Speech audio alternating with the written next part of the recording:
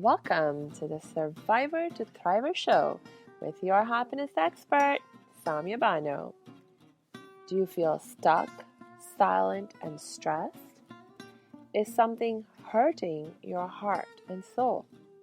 Are you burning yourself out? If so, you are in the right place because this is the podcast people from all over the world join in to learn exactly how to stop suffering and start living with inner peace and joy. Let's get started. Hey, for the last couple of episodes, we've been talking about the limits on our ability to control our mood, particularly in the context of if you are struggling with a mental illness or some other illness that has an impact on our mood. Because everything is interconnected and interdependent, and so are all the different parts of our bodies and the different parts of our being. So our mental and emotional experiences are not just a result of mental emotional processes, like our thoughts and our beliefs. They can also be influenced by different aspects of how our bodies are working at a very neurochemical level. And I was sharing with you how I have this condition. It's like a autoimmune disorder that impacts several different glands in my body.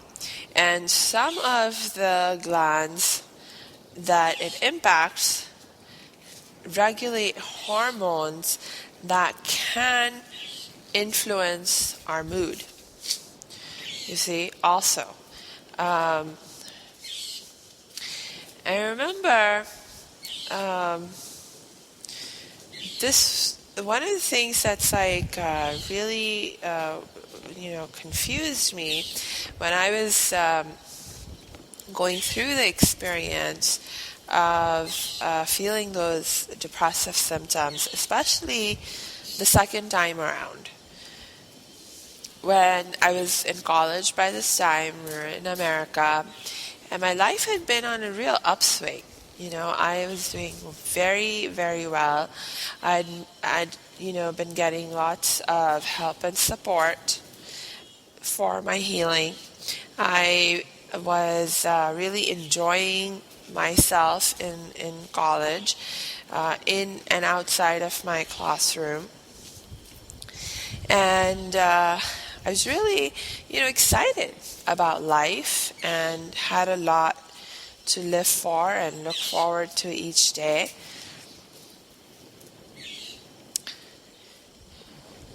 Until, I started to experience these depressive symptoms. And they sort of crept up on me. It didn't happen in a day, but they sort of crept up on me. And I remember this one time when it really hit me that there's something wrong, like there's something wrong. I remember this day, at that point in time, we were still in the process of going through all the government offices and procedures to get our green card and our citizenship process going. So we often had to, not often, but every so often, we would get a notice, a letter from one government agency or another to show up somewhere and, sign a letter, submit that form, get our fingerprints done, things like that. So this one time I remember it just so happened that I had a letter that I needed to go and it was a document that I needed to go and submit in the office. So at that time I didn't drive, so I used to take the bus everywhere. But the office was one of those things where I was like, hey, I can stop over there on my way to UCLA. It's like on the way, it'll not be out of my way, even though I'm taking the bus, it's like very much on the way. So it's not a problem. I can handle it on my own. So I'm on the bus. I stop at the office building where I'm supposed to drop off that document. And they have this security checkpoint, right? For you to get into the building, you had to go through a security check. Now, I've been to hundreds and thousands of buildings in my life and been through hundreds and thousands of security checks before entering into a building, and this happens in different government buildings. It happens at airports. There are private, institutions that you can go to where they have security checks. It's not like something I've never encountered before. It's not something that's out of the ordinary for us to have to do. So I'm standing in this line and waiting for my turn when I notice that these suited, booted guys come, and they're carrying their briefcase, and they're looking just very professional and all that, and they put their hands in their pockets, they take out some badge, and they flash it at the security guard, and they totally bypass the security line and go around the side without a security check. And I just saw this, and the thought popped into my head that they don't trust me. They don't trust me. And that's why I have to go through the security check, because they don't trust me. It's like I'm some kind of criminal. They don't trust me. And I started to have this thought. And I couldn't stop thinking that they don't trust me. It's like I'm some kind of criminal. They don't trust me. And I'm having this thought, and it's like starting to get more and more intense, and like in terms of the feelings, to a point where like I start to feel like hot, and I start to like feel like my eyes becoming moist, and I'm like, and all I can think of is they don't trust me. It's like I'm some kind of criminal. They don't trust me. It's like I'm some kind of criminal. And I keep thinking this. Somehow I, make it through the security checkpoint. I go in there, I submit my letter, and I get back out. And this whole time I'm thinking, they don't trust me. It's like I'm some kind of criminal. They don't trust me. It's like I'm some kind of criminal. And the more I think that, the worse I feel. Like I felt just so bad, like so sad. I felt like this like heavy sadness, like in and around my heart. And it was just like getting more and more intense. The more I kept thinking, they don't trust me. It's like I'm some kind of criminal. The worse I would feel. And it was like, there was a part of me that knew, like, especially, and then at some point, like after I left and I get on the bus, I'm sitting on the bus to go back, and actually at this point, I'm supposed to, like go back home. It was on my way back from school or something. and tears, like literal tears, they start to run down my cheeks. And I'm like, what in the world? There's like this part of me, and like, this is, Sami, what's wrong with you? What's wrong with you? But I couldn't stop myself from thinking over and over again, like, it's like they don't trust me. It's like I'm a criminal. They don't trust me. It's like I'm a criminal. And like this thought keeps going again and again over my eyes. It's like welling up with tears, and now I'm like, everyone on the, like, now, and then I start to feel like everyone on the bus is staring at me, because it's like I'm just sitting there and crying, and it's like, whoa, and probably most people weren't staring at me, but but now I'm feeling like I'm like under scrutiny, and it just made me feel even worse, because now it's like, along with they don't trust me, it's like I'm a criminal. It's like, oh, everyone's staring at me. People, they're probably thinking, what's wrong with her? Maybe they think I'm a criminal too, or whatever, and it just starts to spiral. And then I start thinking about, I feel so horrible. I feel so bad. I feel so sad. It's like, I need a hug.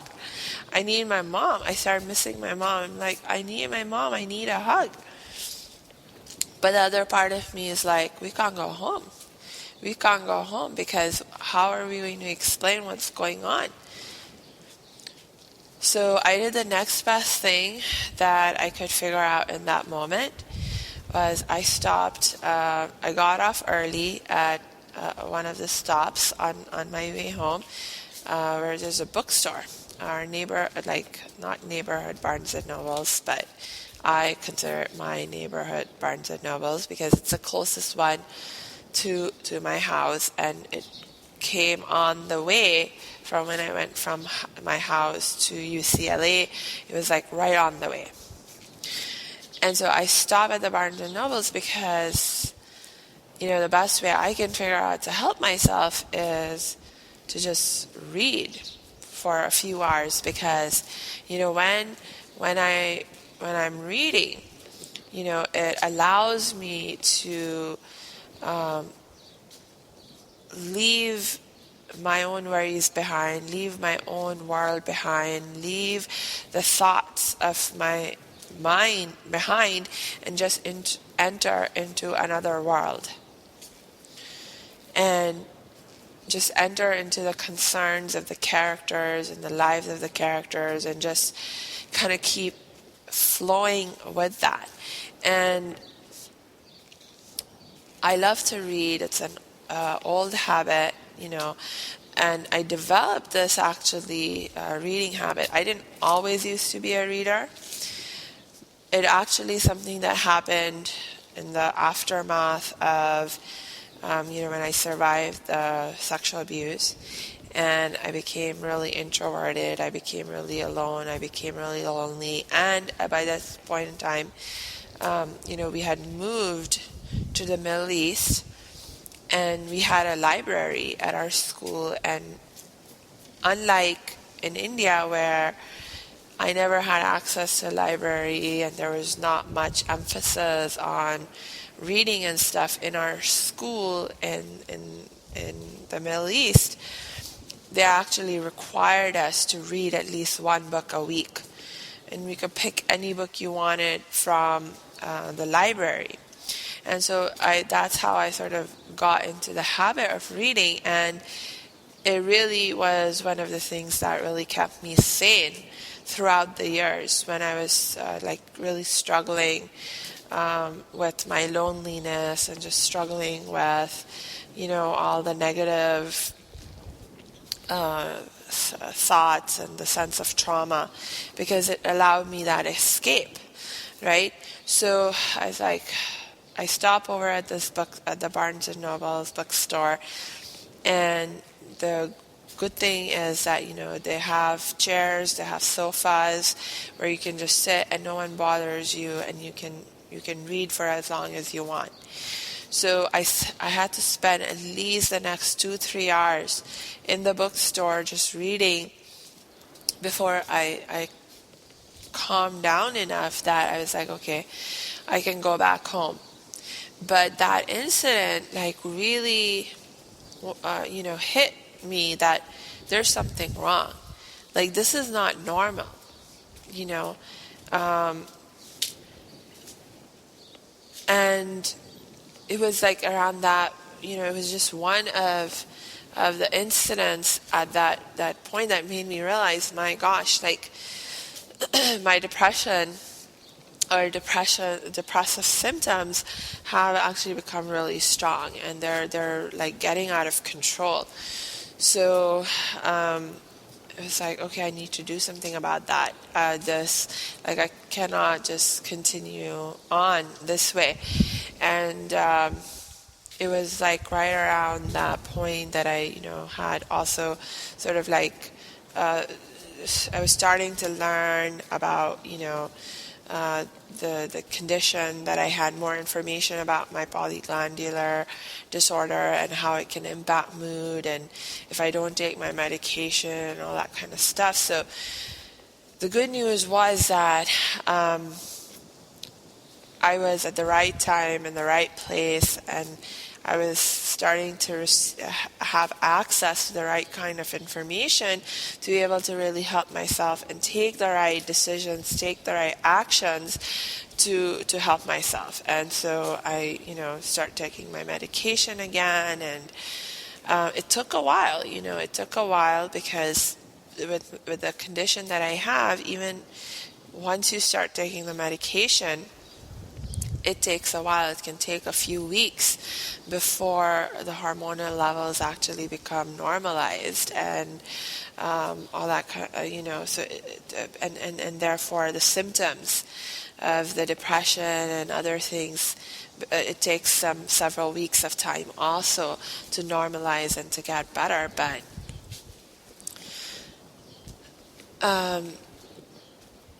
the lesson, again, one of the reasons why I share this very specific incident is just to give you a sort of sense of insight of what it can feel like when you are going through depression, or depression-like, in my case, depression-like state, and how easily you can just spiral, find yourself spiraling down and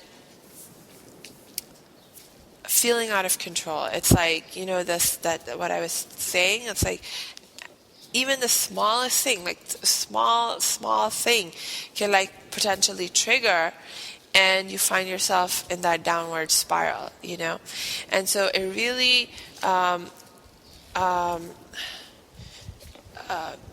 is a serious condition, and you don't want to take it lightly. You need to get help. You need to get support.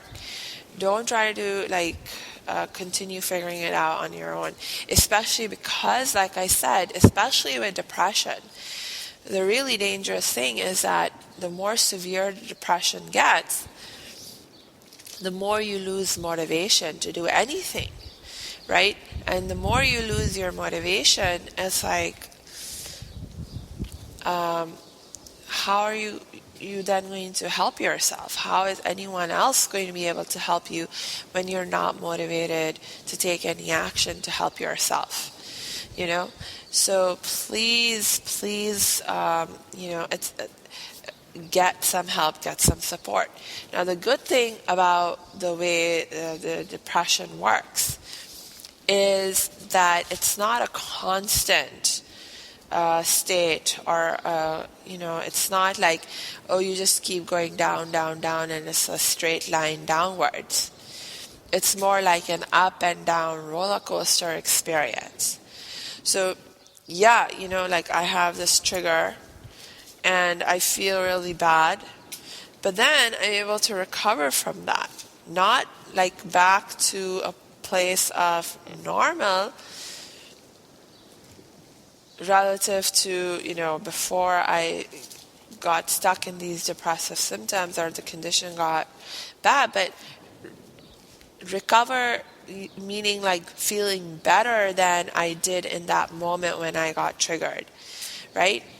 And so what we can do is sort of catch ourselves in at these times when you're feeling even just a little bit better.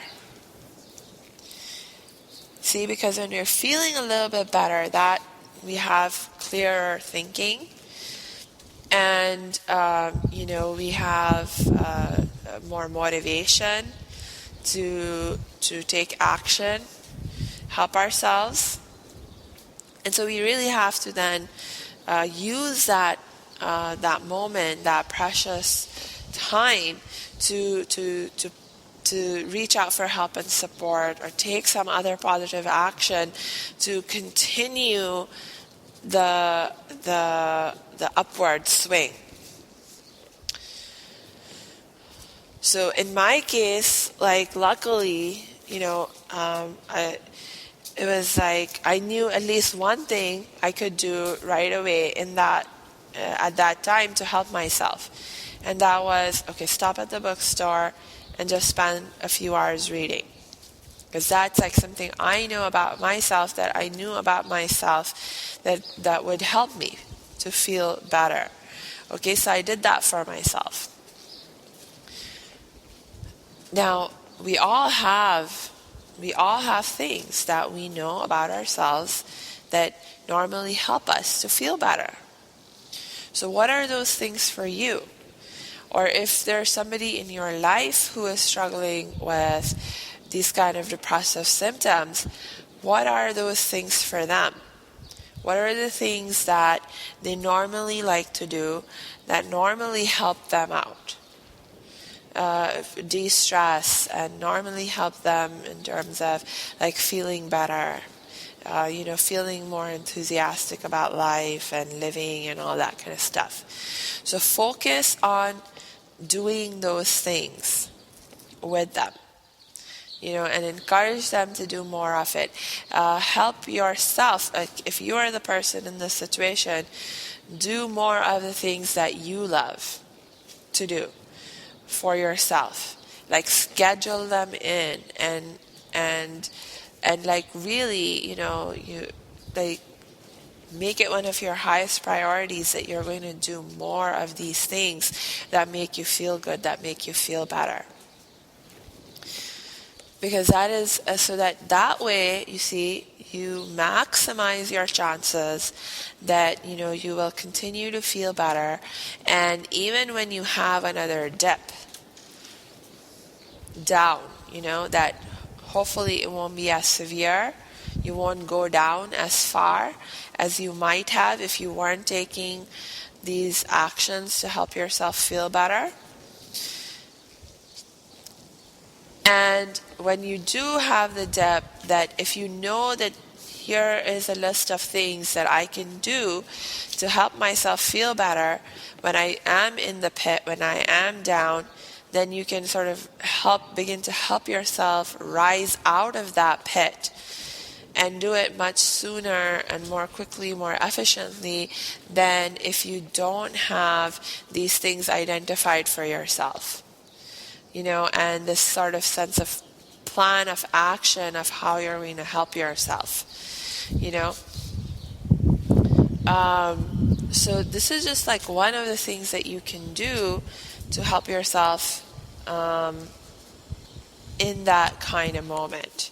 Is when you prepare for it, prepare for it beforehand by brainstorming a list of things that you can do when you're feeling down to help yourself feel better. And then not only do those things when you're feeling down, but also continue to do them on a more consistent basis for yourself when you're feeling better, so that you're less likely to go into the depth. Okay, so that's my suggestion for today. And let's continue with this. I probably have a little more to say on this tomorrow's episode. So let's continue with this tomorrow. In the meanwhile, just want to remind you that I am one person that you can reach out to for help and support if you need it. And you know how to reach me. Just go to my website at www.academyofthriving.com. Click on the Contact Us page, and you'll see how you can contact me. That's Samia Bano, your happiness expert.